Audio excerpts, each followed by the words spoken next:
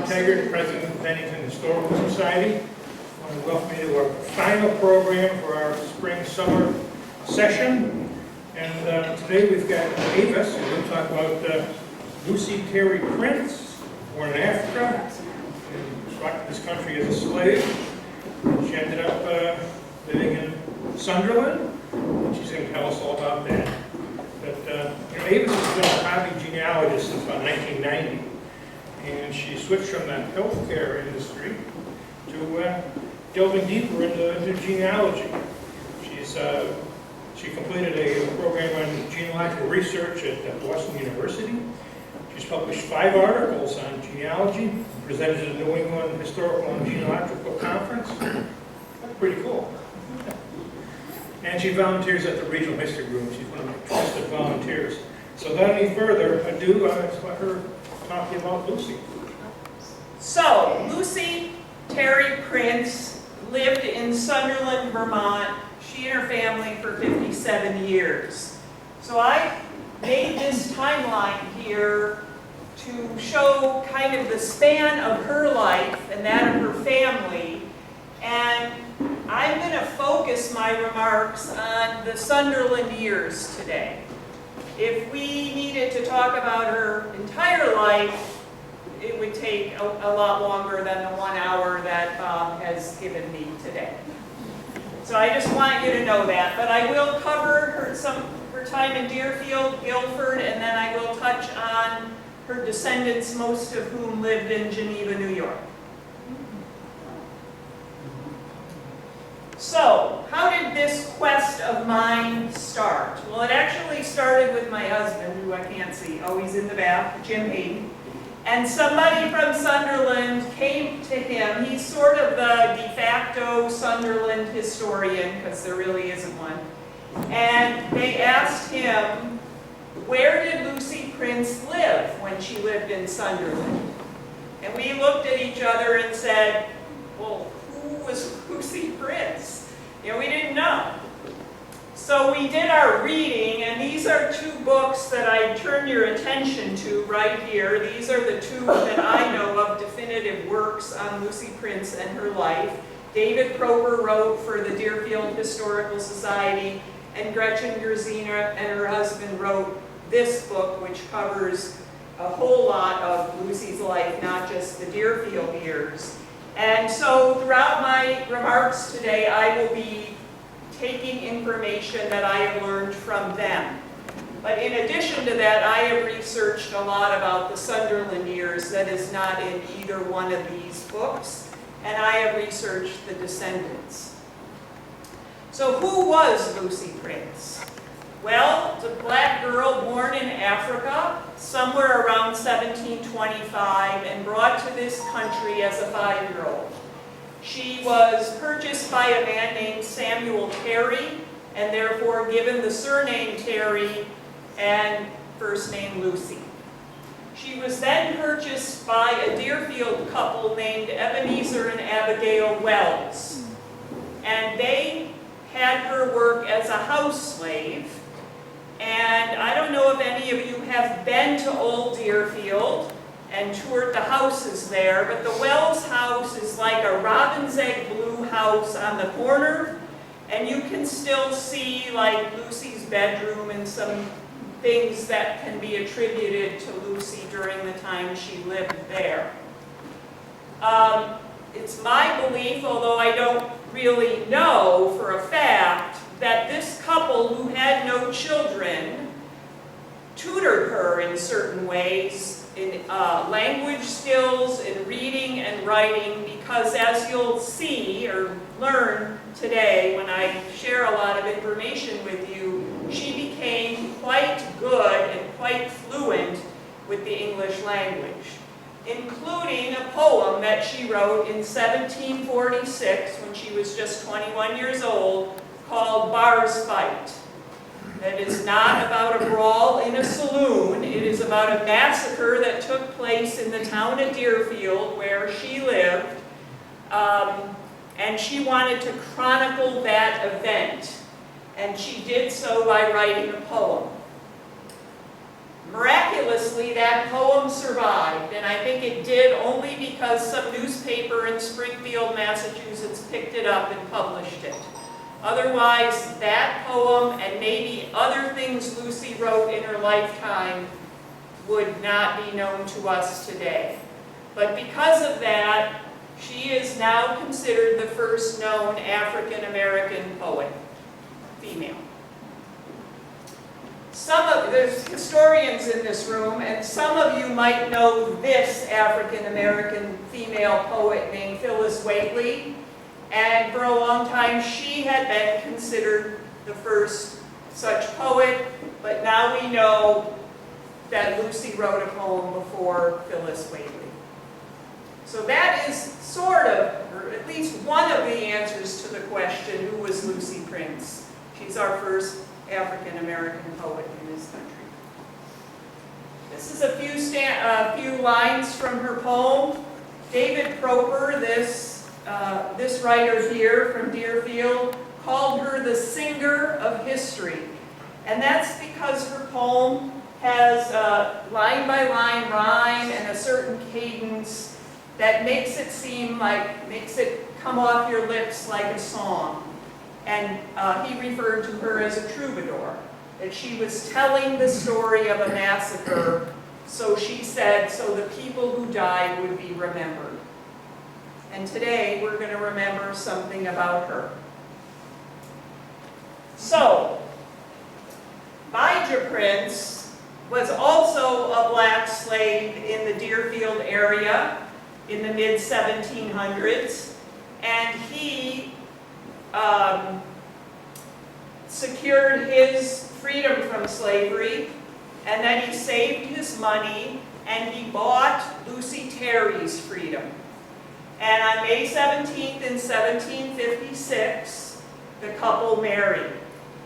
And we know this because Deerfield, Massachusetts, kept really good records of their births, deaths, and marriages. Not so for Vermont, but we have these records from Deerfield. The couple had 6 children.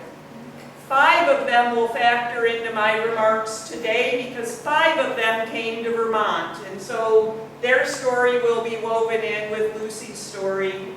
The 6th child, Abijah Jr., he went eventually to Connecticut, and he died there in 1793, and he does not factor into the story you're going to hear today, but the other ones do. The reason the son Festus is in green is because he's the only one of the children to have children that survived to adulthood. So Lucy's descendants all come through her son Festus. And I'll share with you what I know about some of her descendants. The other thing I want to say before I leave this slide is the 3rd child, Drusilla, was born to Lucy 1760, and Lucy almost died in that childbirth event. She severely hemorrhaged and was bedridden, according to Gretchen Grzina here, this author, bedridden for a year. Now I'm trying to picture this. She's got an infant, she's bedridden and weakened, and she's got 2 toddlers. And what I'm going to add to that is that her husband had left town. He was in Vermont looking for land. So how this woman did it, I don't know. I could barely raise my own 2 children, and I wasn't bedridden, and I had a husband around who was very helpful. So I just marvel just at that little fact of how this woman carried herself through life. So as I said, Abijah got some land in Vermont. He got land in Guilford, which is where they went first, and then he also got rights to land in Sunderland, which is where they went second. So he got 50 acres in Guilford, and according to the story, they never got along with their neighbors, or let me say that the other way around. The neighbors never got along with them. Whether that was because of racial animus or some, they didn't like the chickens going across the yard, I don't know. But they didn't get along. They were harassed, particularly by this man named John Noyes, but others as well. And somebody here, you, were telling me that the Prince family made an appeal to Governor Chittenden to ask for help with this situation. And among other things, he said, watch over the princes and sort things out. Well, how sorted out things got, I don't know. But after Abijah died in 1794, the Prince family left Guilford and made their way towards Sunderland. So here we have a record from the Sunderland, the old books, the proprietor's books in the Sunderland Town Hall, showing Abijah Prince had rights to lot number 20 in the first division of 50 acres of land. And so in 1760, 1761, when these towns were forming and incorporating and surveying their property, Abijah secured the rights to lot 20. He also incidentally secured rights to lot 42 and 56, but they don't factor into this story, just lot 20. So sometime after Abijah's death in 1794, the family made the trip across the Green Mountains from Guilford to Sunderland. We don't know when exactly, but the first time they're recorded in Sunderland documents is 1797, so somewhere in that window of time. 5 of the 6 children came to Sunderland. As I mentioned, Abijah Jr. never came to Sunderland.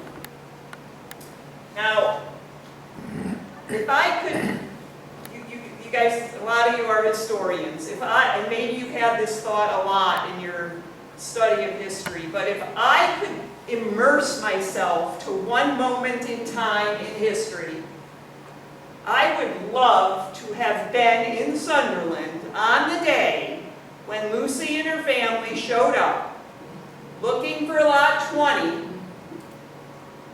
and the townspeople laid eyes on this black family, and they had to tell the black family that lot 20 is owned by a man named Eli Brownson. So this family came all the way here to settle on lot 20, only to find out they couldn't live there. That had to be a jaw-dropping moment. Now, why did this happen?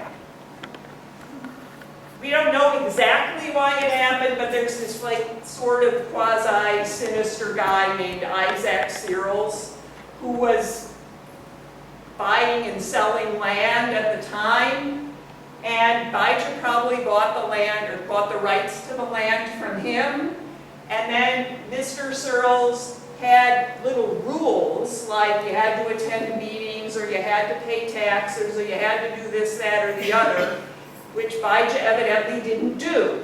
So the property got taken out from underneath him.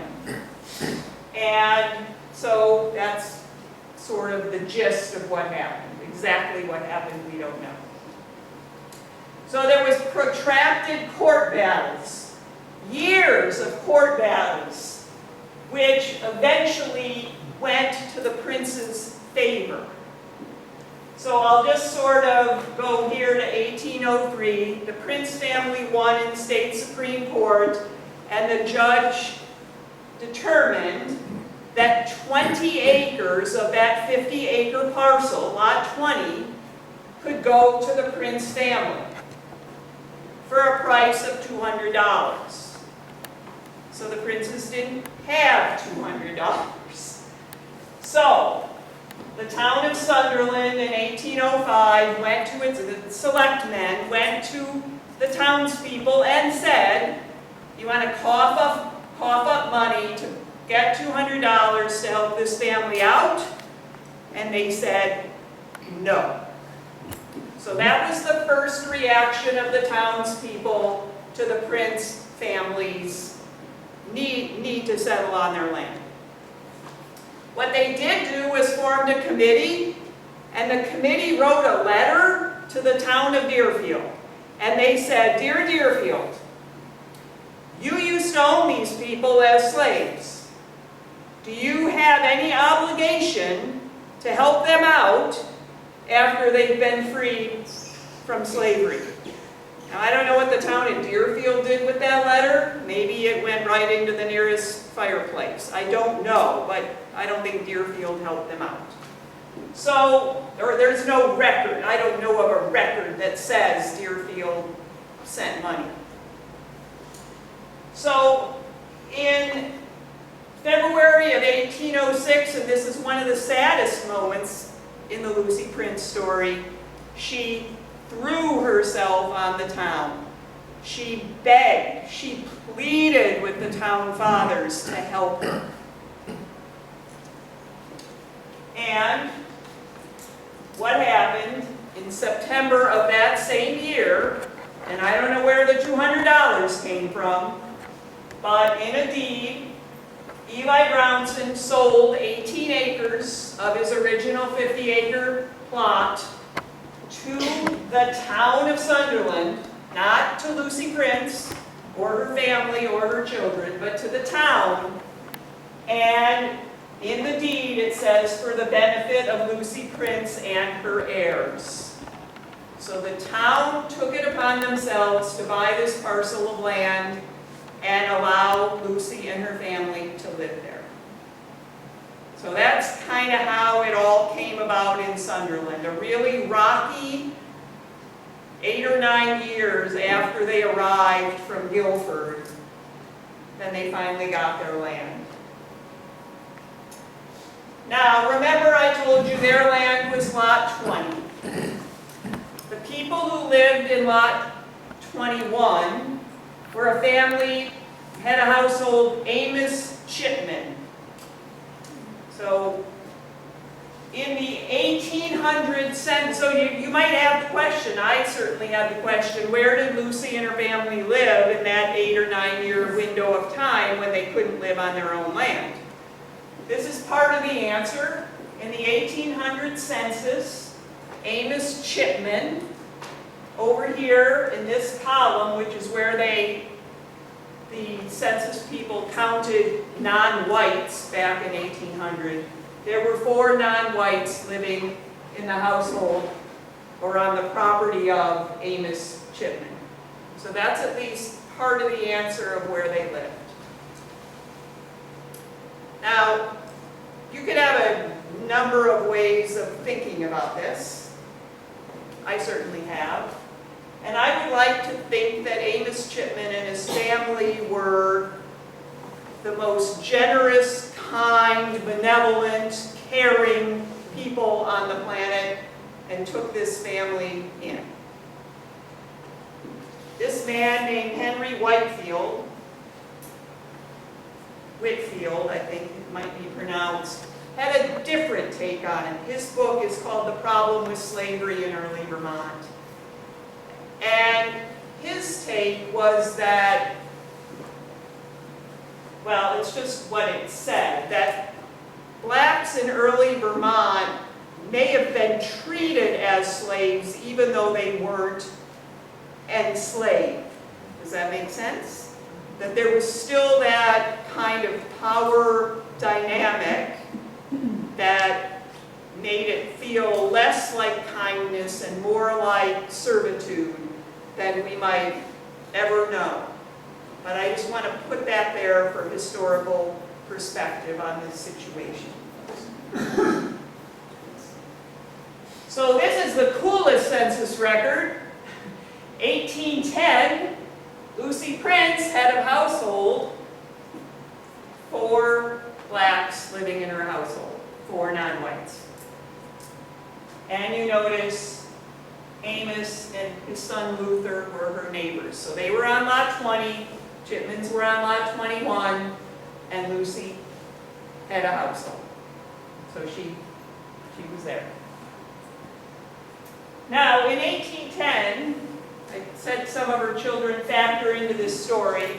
Her son Tot and I was living in Middlebury, and he's the one black over there on the far right.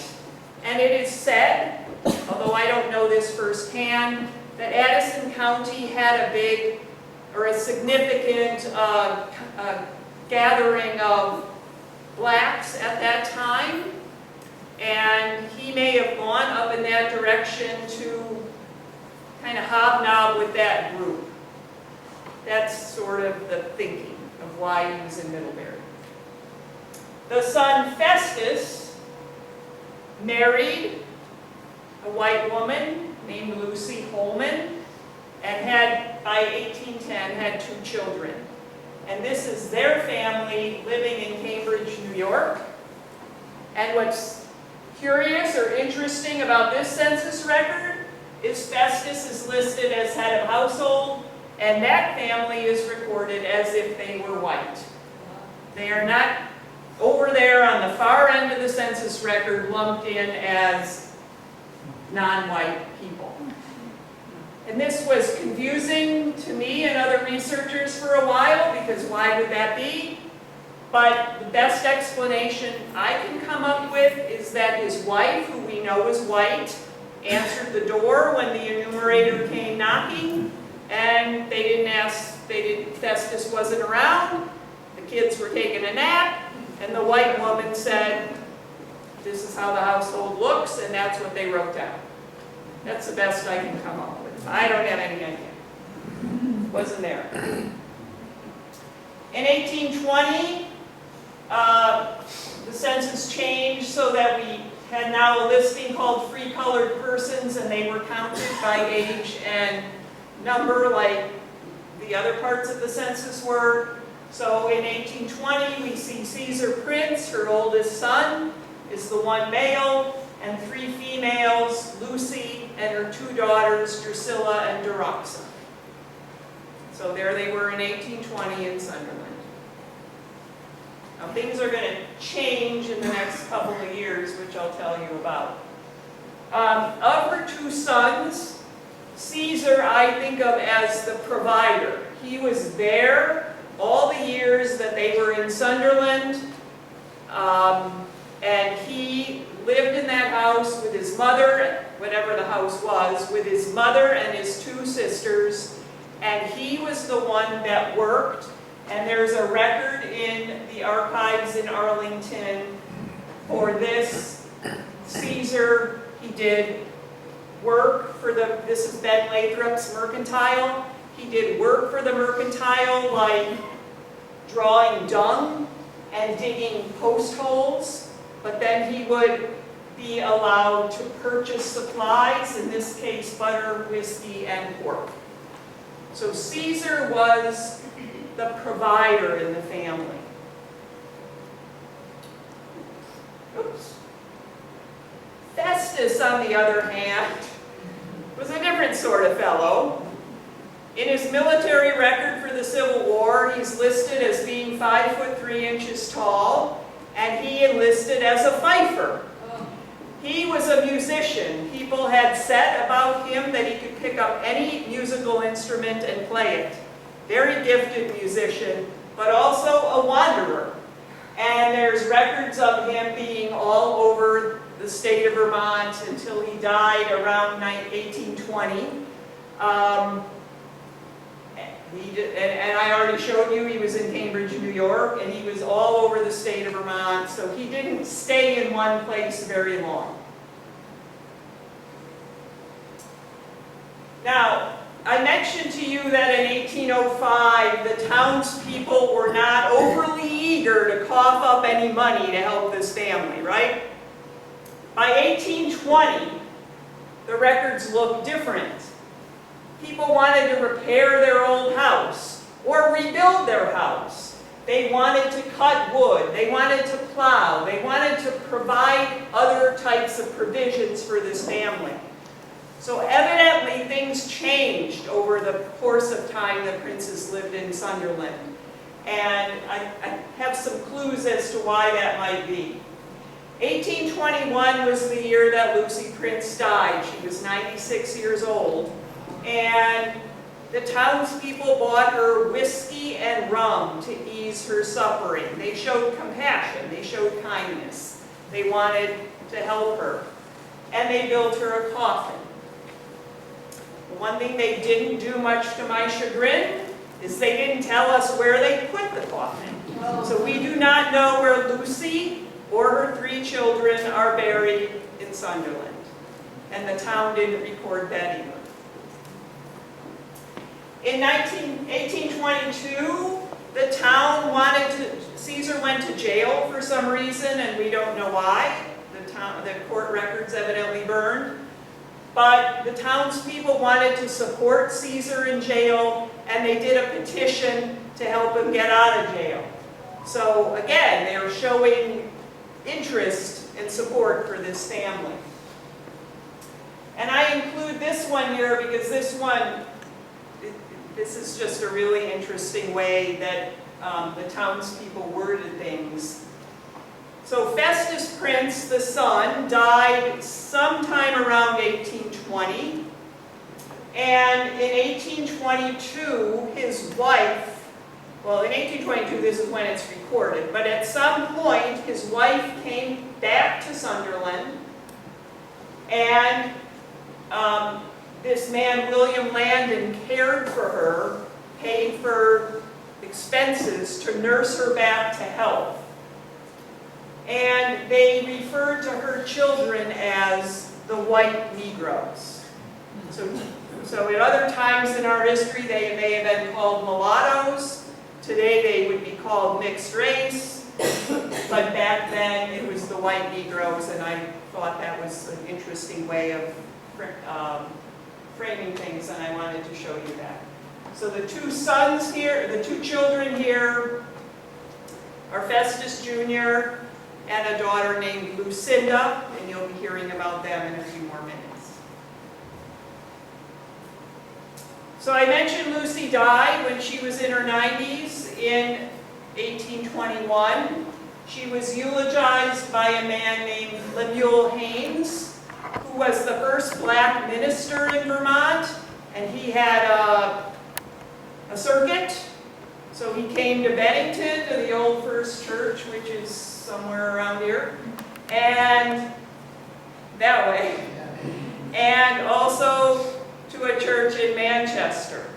And it is highly likely, or it is said, that Lucy got on her horseback and went to where he was giving services and probably made his acquaintance, because he did an incredible obituary on her. And this is where we learn something about her personality, which we otherwise wouldn't have known. He referred to her as a remarkable woman. He referred to the fluency of her speech, how it captivated those around her. She's been referred to as quite a storyteller, a prodigy in conversation, and that the townspeople treated her with a degree of deference. Isn't that a big change from how they treated her in 1800 when she first came to town? This painting, by the way, is somewhere in this building. I'm like really disoriented, but it's over there somewhere. Over there somewhere. Yeah. So that's Reverend Haynes giving a sermon at the Old First Church. The daughter was also mentioned in an obituary in the Vermont Gazette, and this is the only information we have about her.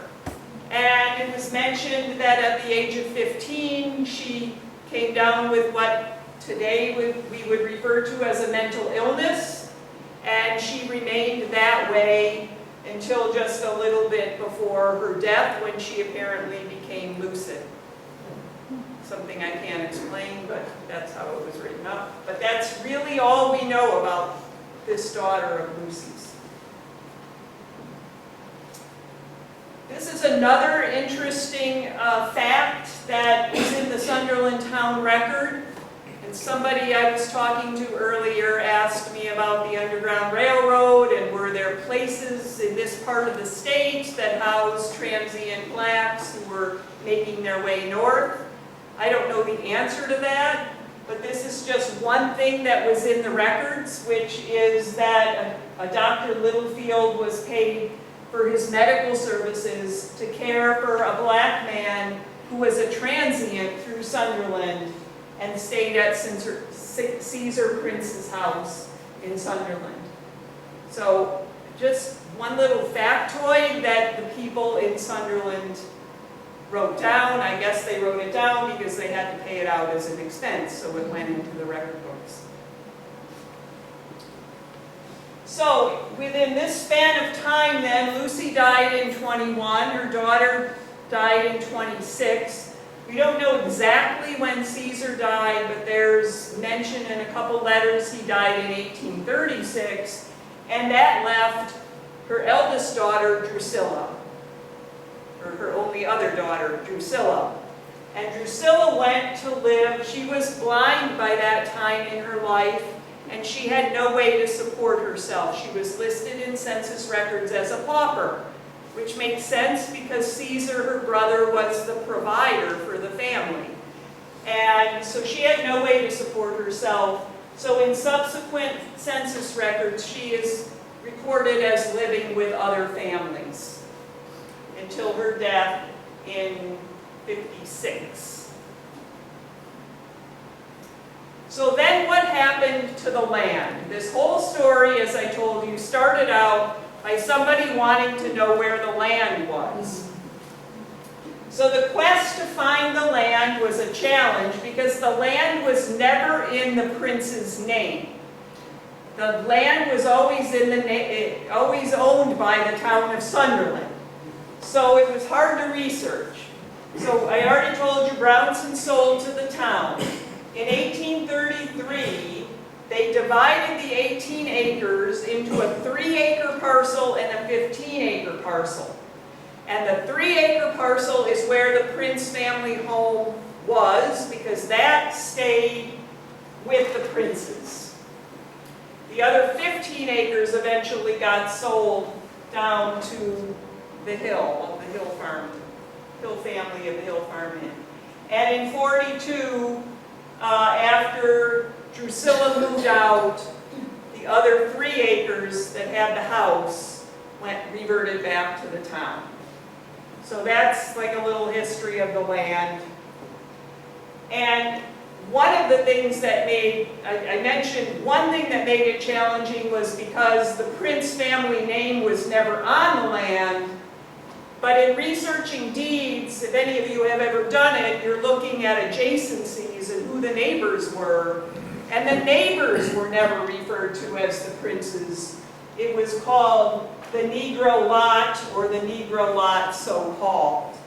So these were challenges in doing research today on something that back in the 1800s was considered in a different way than we would be doing it today. Oops.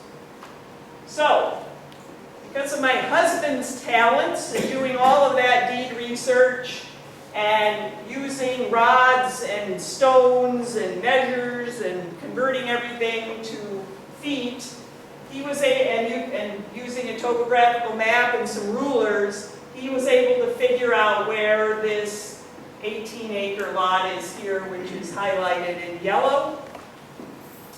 And you see that this is the old road that went Sunderland to Manchester. This is the current Sunderland Hill Road.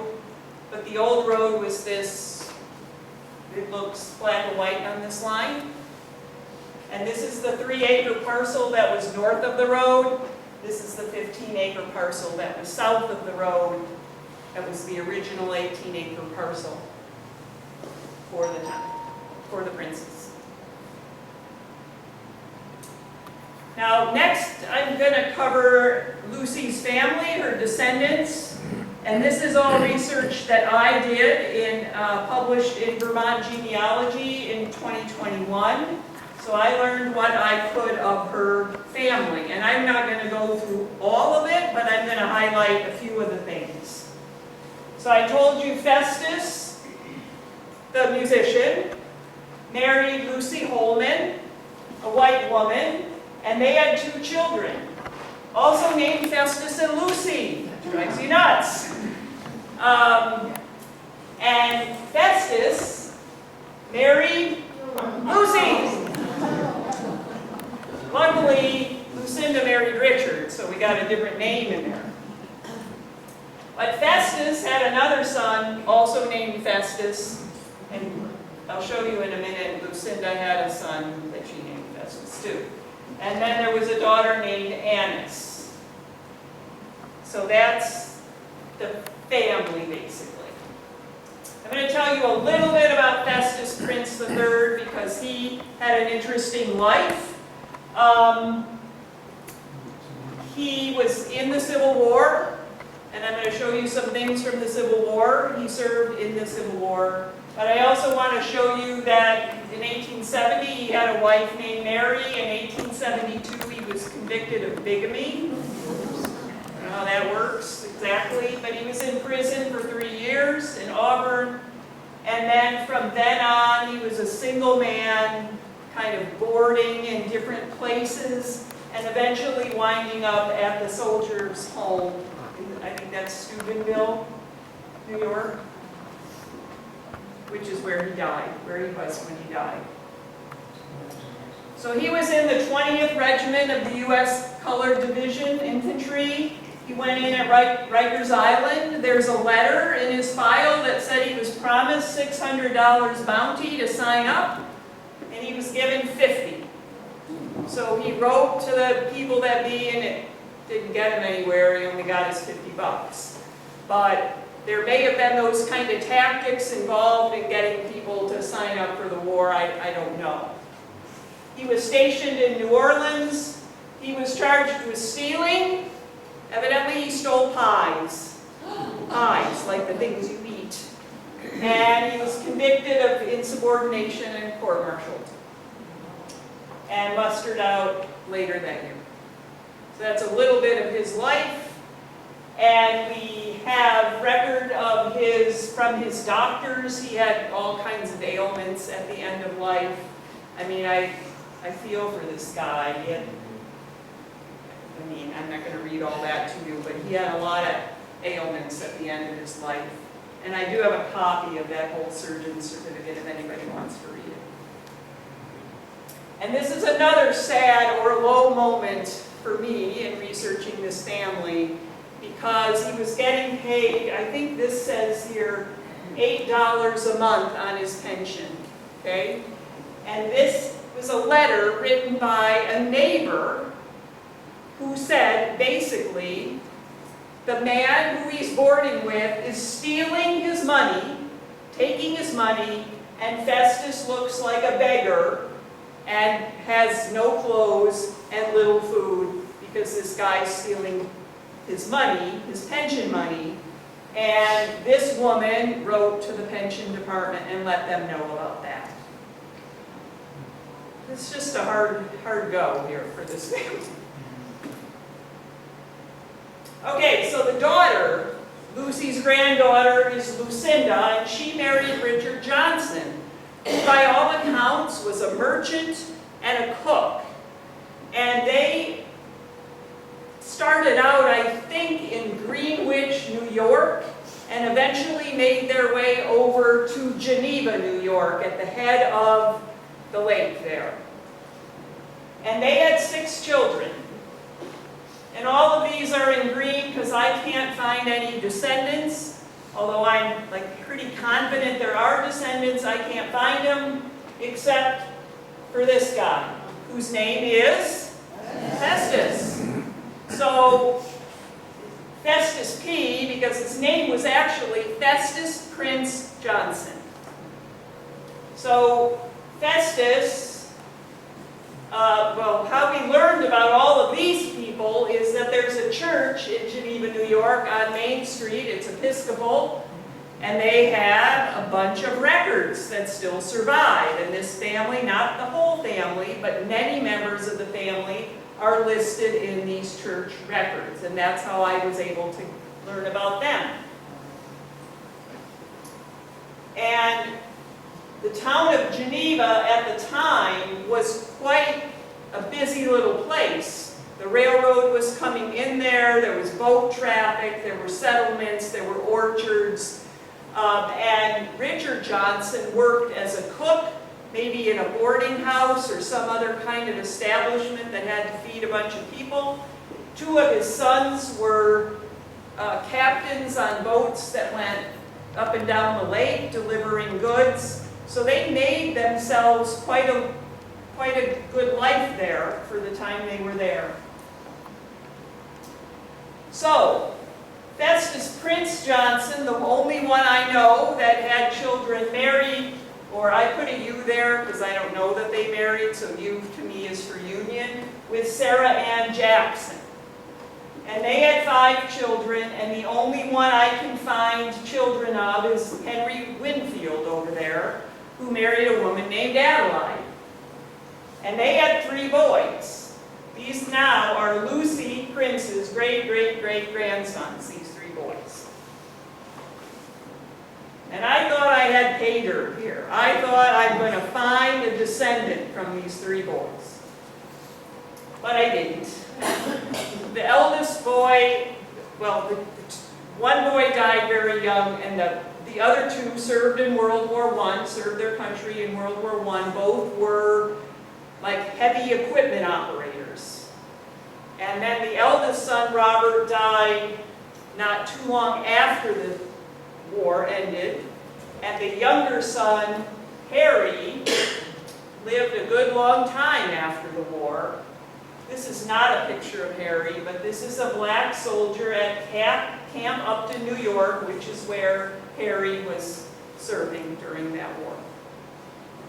And he had quite a life, in civilian life. He did, as I said, heavy equipment. He was involved in the building of the Lincoln Tunnel in New York and several tunnels in Pennsylvania. And he came back to the town of Geneva and was enrolled at the, I don't think enrolled is the right word, maybe committed to the psychiatric hospital there in Geneva, where he died in 1973. And because he's in a mental institution, that the code of privacy on that is too strict, and I can't get any information about whether he had children or such like that, but I would love to know if he had any children, because there may be a living descendant today. But as of yet, I don't know that. And that's where I'm going to stop for today. So, thank you, and I am happy to entertain questions or have a discussion or whatever you like. By the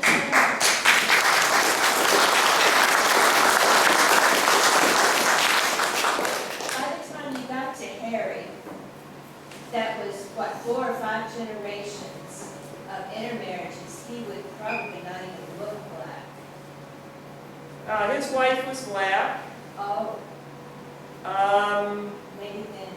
I don't know about like his wife Adelaide or his mother Adelaide. I don't know her race. Okay. There was the one, so in his case, Lucinda is mixed race because her mother was white and her father was black. Richard, we know, was black. So after that, I don't know of the other spouses. But it's a good question. Yeah. The book I read had Mr. and Mrs. Prince as an entity, a family entity. Could you mention again where he went while she took over the power of the family? Where the husband went? Well, he died. That's probably this book. is it this book? Mr. and Mrs. Prince. Yes. Yeah. So the husband is named Abijah, and he died in 1794 in Guilford. And so he never came over to Sunderland with the rest of the family. He was buried there, and it is said in this book that Lucy would go on horseback once a year over the mountains to his grave, and until she could no longer do that. And it is also known that that grave has subsequently gotten dug up. Is that the right tense of that verb? It has been dug up, and there's no marker for it. There's no way of knowing where Abijah was buried. So it's my belief that Caesar kind of stepped into that role, took over as provider for his mother and sisters. Is that your question? Yeah. Okay. Yeah. I'd like to go back and ask a question about the Hill Farm Road and how they split it up to 3 acres for the princes and 18 acres to something else. Now, on that, the Hill Farm Road, right there, there's a cemetery. Is that possible that the cemetery is where the 3 acres are? And I ask you to just point out a little bit and show me that road again. Sure. So the cemetery on the Hill Farm Road is called Ethan Allen Cemetery. Right. And, sorry, wrong, Ira Allen Cemetery. And we've asked, my husband and I have asked everybody that we think would know anything about that cemetery and who's buried there, and we do not believe they're buried there. It's pretty much, in the old part of the cemetery, it's pretty much a white Protestant group. And nobody has any record that there was a pauper portion of that cemetery. And the 3 acres that the Prince family got, what part of the road there? Because you said it was north of the old road to Manchester? Yeah, so let me orient you here. This is Hill Farm Road. So this is, if you're in today's world, this is Sunderland Hill Road going north to Manchester, this dark road, dark line. Hill Farm Road connects over to 7A, which is the red and white line going to Manchester. So this is the Batten Hill River in blue. So the first division of land in Sunderland was in this area right here. So this is the Batten Hill River. This is the Mill River. And any of you who know Sunderland at all know that where the Mill River is, that's what we today call the Sunderland Borough. And that was the original settlement of Sunderland. So let's see if this laser thing works. Yeah. So here's the Mill River coming down. This is the Batten Hill River, and this would have been the original settlement of Sunderland. And the Mill River is where the grist mills would have been built, the flour mills, and the like. So Lucy Prince's land was right here. This is lot 21. This is lot 20. Well, 21 actually went up to the river. So the old road, to your question, was this one. And it joined up approximately there, where it's the same as the road is today. But Jim, when did we learn this changed? 1860s? Probably when they put the railroad in. They had to move the road, and they moved it over here. And the railroad is right there. Well, thank you very much. You answered really as well as you could, and I appreciate it. Well, you're welcome. So the 3-acre parcel, so we have reason to believe the original home was built on this portion, because that's the portion that got set aside for them in a lease deal. And then this was the, south of the road was the 15 acres that got torn off and sold to somebody else. Yeah, What was the practice of burying people on your own property Right. rather than in a communal cemetery? well, that's my guess as to where they're buried. But I don't know. It wasn't recorded in any of the books. Maybe that's why. But keep in mind, it really wasn't their own property, was it? It's the town's property. But that's my best guess. And Jim, didn't we talk to somebody who said once that they thought like somebody's great-grandfather saw some crosses out in the... What did she do to live on?